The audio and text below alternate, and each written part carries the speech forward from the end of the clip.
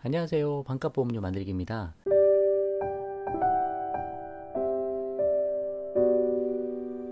오늘은 실비보험 가입 시기별 총정리 한번 해보도록 하겠습니다. 내 실비가 언제 가입됐는지를 우리가 정확하게 알고 그 가입 시기별로 보장이 어떻게 되는지 우리가 알아야 될 필요가 있거든요. 실비보험은 정말 아무리 강조해도 지나치지가 않은 여러가지 보험 중에 가장 중요한 보험이기 때문에 다른 보험까지는 우리가 잘 모르더라도 실비보험 하나만큼에 대해서는 최대한 잘 이해하도록 노력할 필요가 있다. 그래서 앞으로도 실비에 관련해서는 여러가지 방송이 또 준비가 될 수가 있을 것 같은데 최대한 우리가 꼭 알아야 될 정도, 그 정도의 정보들만 제가 어렵지 않게 잘 설명 한번 해보도록 하겠습니다. 그럼 시작해 볼게요. 자, 실비 보장 범위에 대해서 먼저 이야기해 보도록 하겠습니다. 이거 지난 시간에 간단히 설명드렸는데 계속 질문들을 또 하셔서 한번 간단히 다시 설명 한번 해볼게요. 실비보험이 보장하는 영역은 여기서 B 플러스 C다라고 되어 있는데 실비보험의 보장 대상이라고 해서 금융감독원에서 설명해 놓은 자료인데 이게 병원 영수증이라고 생각하시면 돼요. 병원 영수증 보시면 급여 부분이 있고 비급여 부분이 있습니다. 급여 부분은 건강보험이 적용되는 부분, 그리고 비급여는 건강보험이 적용되지 않는 부분이라고 보시면 되고, 그래서 총 병원비가 A, B, C 이 합산으로 나와 있습니다. 급여 부분에서는 건강관리공단에서 내주는 비용이 있는 거고, 급여 부분에서도 개인이 내야 되는 부분이 있고, 비급여 부분은 개인이 내야 되는 거죠. 그래서 총 병원비가 병원 영수증 딱 보니까 300만 원이 나왔다. 예를 들어서 가정해 볼게요. 근데 세부적으로 보니까 공단에서 내는 부분이 100만 원, A가 100만원, B가 100만원, C가 100만원, 총 300만원이다 라고 쳐보면 공단에서 100만원을 내주니까 A 부분을 저희가 병원비 내야 될 거는 원래 B 플러스 C겠죠. 그래서 200만원이 되겠죠. 실비보험이 없으면. 여기서 소액의 이제 공제금 같은 건 다 제외하고 말씀을 드릴게요. 그래서 저희가 실비가 없을 때 B 플러스 C를 내야 될 거를 200만원을 내야 될 거를 실비가 이 B 플러스 C를 보장해 준다는 겁니다. 그래서 만약에 가입 시기에 따라 B 플러스 C의 실비가 보장하는 부분이 이제 다른 건데 예전 실비 같은 경우는 2009년 10월 이전이면 B 플러스 C를 다 내준다는 얘기죠. 실비보험이. 그러면 A는 공단에서 내주고 B랑 C는 실비에서 내주니까 제가 납부할 금액이 없는 거죠. 그럼 현재 실비라고 가정을 해서 만약에 급여 부분 80% 지급한다, 비급여 부분 80% 지급한다 라는 실비에 가입되어 있는 경우라면 B에 100만원에 80% 지급하니까 80만원 빼면 저희가 20만원 내야 되고, C에서도 100만원에서 80만원 지급을 해주니까 20만원 내야 되고, 총 300만원이 나왔는데 그 중에서 B, C 합하면 40만원이 내가 납부해야 되는 금액이다. 그런 개념이 되는 겁니다. 또 궁금하신 것들이 그런 부분이 있는 것 같아요. 실비에서 수술비 비용을 보장을 해줍니까? 실비에서 입원비 비용을 보장을 해줍니까? 라는 내용인데 그게 여기 다 포함되어 있는 거예요. 병원에서 치료받은 모든 비용, 입원비, 수술비, 뭐 기타 모든 비용들이 A와 B와 C 플러스 합해서 영수증으로 나오는 거고, 그 금액에서 공단이 내주는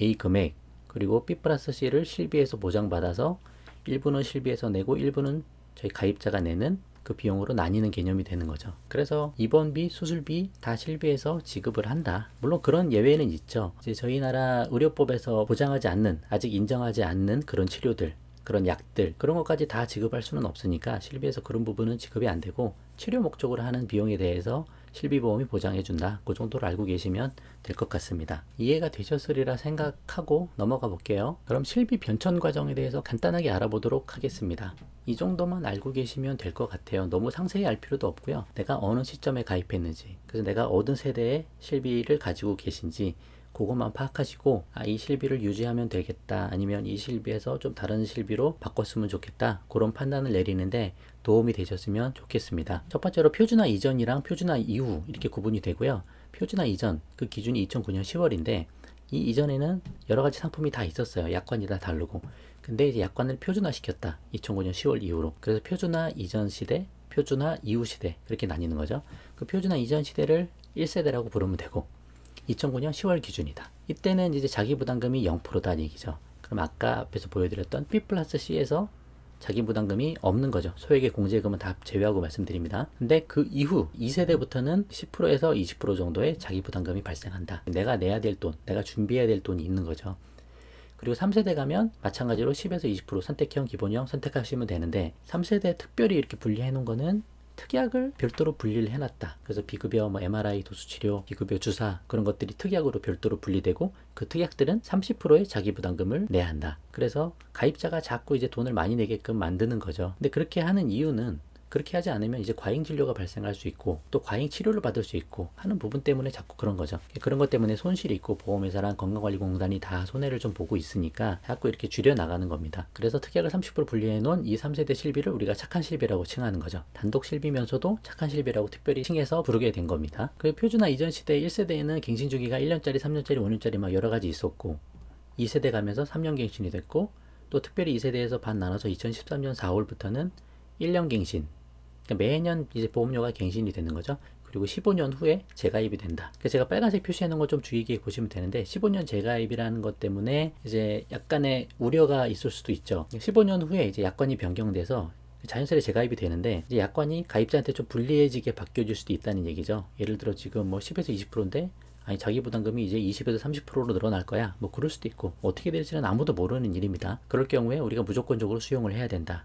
그런 단점이 있을 수도 있다는 거 좀 알고 계셔야 돼요. 그렇지만 개인적으로 이게 얼마나 더 나빠지려면 얼마나 더 나빠질까? 만약에 실비가 나빠지면 나빠지는 대로 또 건강보험은 건강보험대로 또 좋아질 수도 있는 부분이고, 그리고 지금 이 정도로만 빼놨어도 착한 실비 가입자들 보시면 이제 보험료가 오히려 갱신될 때마다 떨어지는 경우도 있어요. 그런 관점들을 다 종합해서 보면 나빠져봐야 얼마나 더 나빠지겠나 그런 생각도 들기는 합니다. 표준화 이전 시대에 1세대에서는 보장기간이 80세 상품이 있고 100세 상품이 있는데 이게 좀 문제가 될 수 있는 부분이죠. 80세 만기 상품이 또 많아요. 그래서 100% 지급하고 보장도 좋고 아주 좋은데 만기가 80세다. 그럼 100세까지 끌고 가지 못한다. 그런 문제가 있다는 거 좀 알고 계셔야 되고, 그 이후에는 이제 100세로 넘어왔고 15년 재가입하면서 계속 100세로 가게 되는 상황입니다. 근데 표준화 이후에는 또 하나 특징이 있는데 연간 자기부담금 한도가 있다 그랬죠. 그래서 200만 원 이상은 내가 개인 지출할 필요가 없다. 보험료가 많이 나와서 내가 자기부담금이 막 많이 생기면 어떡하냐.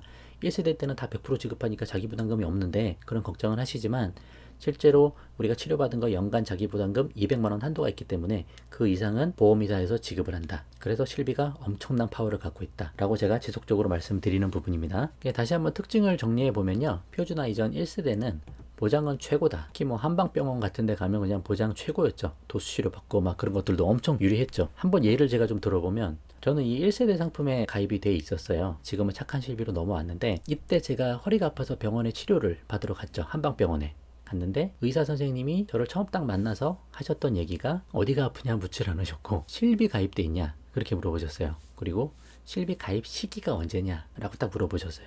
그 제가 뭐 2008년 2007년 그쯤에 가입한 것 같은데요 그렇게 말씀을 드렸고, 아 너무 잘하셨다 그렇게 얘기를 하시면서 여러 가지 치료를 또 하셨습니다. 그래서 뭐 치료를 받고 사실 뭐 비용이 한 몇백만 원이 나왔는데 그게 실비에서 다 보장을 받았어요. 그만큼 좋다는 거죠. 입원 처리 하루 시켜주시고, 이제 이런 부분이 어떻게 보면 보험에 약간 남용이 될 수 있다는 부분이 이런 부분인 거죠. 모든 의사와 모든 환자가 다 그런 것도 아니고 일부가 그런 거지만 이 환자가 어느 실비에 가입됐는지 보고 아 예전 실비 좋은 실비에 가입됐으면 치료도 넉넉하게 하는 겁니다. 보험 가입자도 보장을 다 받고 병원에서도 그만큼 많은 비용을 받을 수 있고, 그러니까 아무 문제가 없는 거예요 서로. 근데 이런 혜택들이 이제 앞으로 가면서 계속 사라진 거죠. 2세대 3세대 가면서. 또 이거는 뭐 1세대만 해당되는 건 아닌데 2013년 4월 이전에 실비보험에 가입돼 있는 경우는 이미 비급여라는 항목도 있어요. 이거 좀 복잡할 수도 있는데 건강관리공단에서 아직 인정하지 않은 치료인 거예요. 예를 들어서 외국에선 다 승인돼서 뭐 치료를 받고 있는데 아직 우리나라에서는 인정이 안 된 거, 뭐 그런 것들도 있을 수 있죠. 만약에 말기암 환자들이 먹어야 되는 뭐 면역항암제 치료제 같은 것들, 그런 것들 외국에서는 뭐 승인나서 예를 들어 뭐 약을 살 수 있는데 우리나라에서는 안 된다. 그런 경우 아직 우리나라에서 인정을 받지 못했기 때문에 그런 것들은 지금 현재 실비에서는 지급이 안 되는데 2013년 4월 이전에 가입한 실비에서는 그 항목들에 대해서도 40%까지는 지급을 한다. 뭐 그런 내용들도 있죠. 보장 하나는 진짜 최고다. 더할 나위 없이 좋은 상품이다. 그거는 인정을 하고 가는 거고, 두 번째, 현재 내는 보험료가 일단 비싸다는 거예요. 좋은 보장을 받기 위해서 비싼 보험료를 내고 있는 거죠. 그것까지도 인정을 한다. 오케이. 근데 보험료 인상폭이 계속 커진다라는 거죠. 지금 새로 실비보험에 가입하실 분들은 3세대 착한 실비밖에 가입이 안 되거든요. 예전 세대 실비보험을 가입할 수가 없어요. 그럼 여기에 있는 사람들은 이미 정해져 있는 사람들이고, 이분들 중에 아프신 분들, 계속 치료를 받으셔야 되는 분들, 그런 분들은 계속 여기 남아서 계속 보장을 받으시겠죠. 또 특히 일부의 비양심적인 의사분들이나 환자분들이 만약 있다면 그분들은 계속 보험료를 올릴 거예요. 아, 이 병원 도수치료 잘한다네? 그럼 거기 가서 도수치료 받으시고, 왜냐면 내가 돈이 하나도 안 들어가니까. 그래서 아프시고 치료를 계속 받으셔야 되는 분들은 여기 계속 남아 있으신단 말이죠. 보험료가 계속 올라갑니다. 그럼 이 중에도 건강하신 분들이 계실 거 아니에요. 건강하신 분들은 어느 순간 그런 생각이 드는 거죠. 아, 나는 병원 치료도 잘 안 받고 보험의 혜택도 잘 못 받고 있는데 보험료는 계속 올라가. 뭐 3년 갱신, 5년 갱신 할 때마다 보험료가 막 계속 올라가네? 나는 혜택 한 번도 받지도 않았어. 그럼 이걸 내가 유지해야 될 필요가 있어? 그리고 이게 또 80세 만기라고 하는데 내가 끝까지 유지할 수나 있는 거야? 앞으로 진짜 보험료가 많이 오를 가장 보험이 많이 필요할 시기 60세 넘어가고 70세 넘어가고 하면 이 실비보험을 내가 과연 유지할 수가 있을까? 라는 생각이 드시는 분들은 어떻게 돼요? 저처럼 3세대 착한 실비로 넘어올 수가 있죠. 그러면 건강한 사람들은 계속 빠져나오는 겁니다. 이미 인원은 정해져 있는데. 그래서 아프시고 치료를 계속 받아야 되는 분들은 계속 남아있다. 그럼 어떻게 돼요? 보험료 계속 오르죠. 그래서 앞으로도 그런 환경 때문에 더 기하급수적으로 올라갈 겁니다. 그래서 실상 80세 만기라고 해도 이때까지 정말 유지를 잘 할 수 있을까? 그런 고민이 생기는 거죠. 왜냐하면 보험료가 얼마까지 어떻게 올라갈지는 아무도 모르기 때문에 그런 걱정이 있는 겁니다. 보장은 좋지만 끝까지 유지할 수 있을까? 그거에 대한 의문이 생기는 부분이 이 부분이죠. 2세대 넘어오면 보장이 뭐 최고라고는 아니라도 굿이다. 여전히 보장 좋다. 그리고 여전히 보험료도 비싸다. 그리고 보험료도 인상폭이 여전히 크다. 그리고 3세대는 착한 실비라 칭한다. 보장은 쏘쏘 그자 그렇다. 그렇다고 나쁘냐? 나빼드. 나쁘지는 않다. 보험료는 아주 싸다. 10,000원, 20,000원 그 정도밖에 안 한다. 보험료 인상폭도 작다. 나이 어린 경우에는 보험료가 떨어지는 경우도 있다. 갱신하면서. 그래서 100세까지 유지하기는 가장 유리하다. 보험료가 많이 나와도 연간 200만원 한도 규정이 있기 때문에 그렇게 많이 나오지도 않는다. 그런 특징들이 있는 거죠. 그래서 돈에 여유가 있으시고 좋은 보장을 유지하고 싶다 하면 1세대, 2세대를 유지하셔야 되는 거고, 아니야 나 지금 보험료 많이 내는 것도 아까워. 보험료 좀 줄일 거야. 그리고 나는 100세까지 끝까지 유지하기를 원해 라고 유지 관점을 더 중요하게 생각하시는 분은 착한 실비가 더 유리하겠다. 물론 2017년 4월 이후에 보험에 가입하시는 분은 선택할 여지도 없는 거죠. 그냥 3세대에 가입하시는 거죠. 착한 실비 가입하시는 거고, 착한 실비도 좋은 실비다. 나쁘지 않다. 그렇게 말씀드릴 수가 있겠습니다. 좀 이해가 잘 되셨으면 좋겠어요. 실비 계약 전환 제도라는 게 있다고 제가 계속 말씀을 드렸는데, 이 실비 계약 전환 제도는 1, 2세대 실비를 3세대 착한 실비로 전환하는 거다. 그 내용이고, 다음이나 다다음 시간 정도에 제가 이거는 한번 영상을 또 한번 준비해 보도록 하겠습니다. 실비 계약 전환 제도를 어떻게 하는지 방법에 대해서도 한번 설명을 드려볼게요. 결론은 가입 시기에 따라 실비보험의 보장 내용이 다 다르다. 그래서 내가 가입한 시점에 실비 보장을 내가 잘 알고 있자. 그리고 다음 시간에는 실비 계약 전환 제도에 대해서 한번 알아보는 시간을 가지도록 하겠습니다. 오늘 영상은 여기까지 하고요. 도움 되셨으면 구독과 좋아요 부탁드리고 공유도 많이 부탁드립니다. 감사합니다. 영상 마칠게요.